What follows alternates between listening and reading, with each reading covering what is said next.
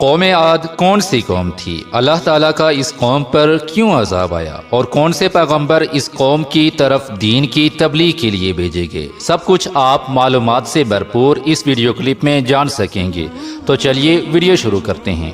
قوم عاد ایک طاقتور قوم تھی، 40 ہاتھ جتنا لمبا قد، 800 سے 900 سال کی عمر، نہ بوڑھے ہوتے اور نہ ہی بیمار ہوتے، نہ دانت ٹوٹتے نہ ان کی نظر کمزور ہوتی، جوان تندرست اور توانا رہتے، بس انہیں صرف موت آتی اور کچھ بھی نہ ہوتا، صرف موت۔ اللہ نے اس طاقتور قوم کی طرف حضرت ہود علیہ السلام کو بھیجا۔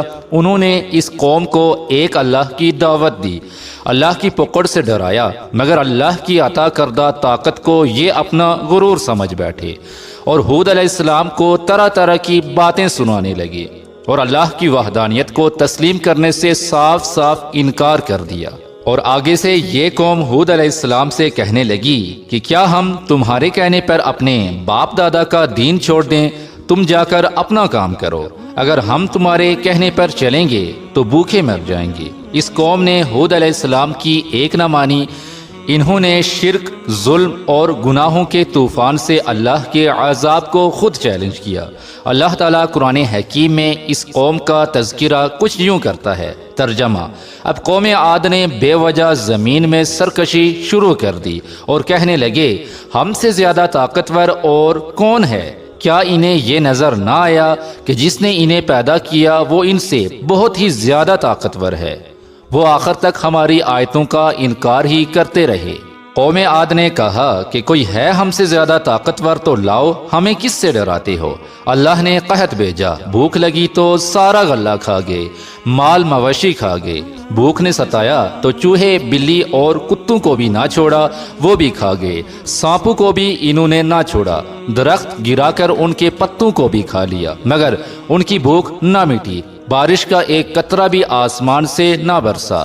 قوم عاد تنگ آ گئی اور اپنا ایک وفد بیت اللہ بھیجا۔ اس قوم کا یہ دستور تھا کہ جب مصیبت آتی تو اللہ کو پکارتے اور جب دور ہو جاتی تو اپنے بتوں کو پوجنے لگتے۔ وفد بیت اللہ گیا اور وہاں جا کر کہنے لگا کہ ہمارے لیے اللہ سے دعا کرو کہ وہ آسمان سے بارش برسا دے۔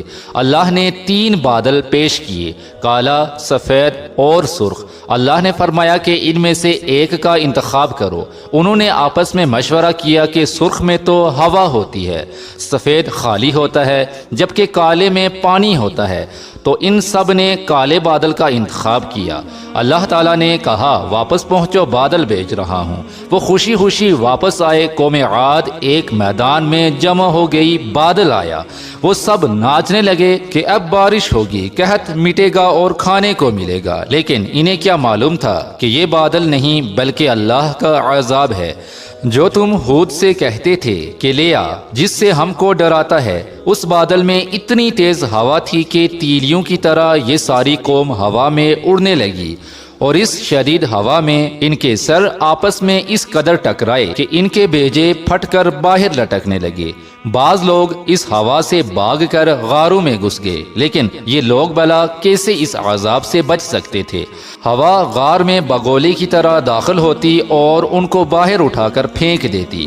اللہ پاک نے فرمایا، کیا کوئی باقی بچا ہے؟ اللہ تعالیٰ نے ان کو ہلاک کر کے دکھایا کہ جب تم اللہ اور اس کے رسول کی نافرمانی کرتے ہو، اللہ تم پر ایسی جگہ سے عذاب بھیجے گا جہاں تم گمان بھی نہیں کر سکتے۔ ہم نبی پاک صلی اللہ علیہ وآلہ وسلم کے امتی ہیں۔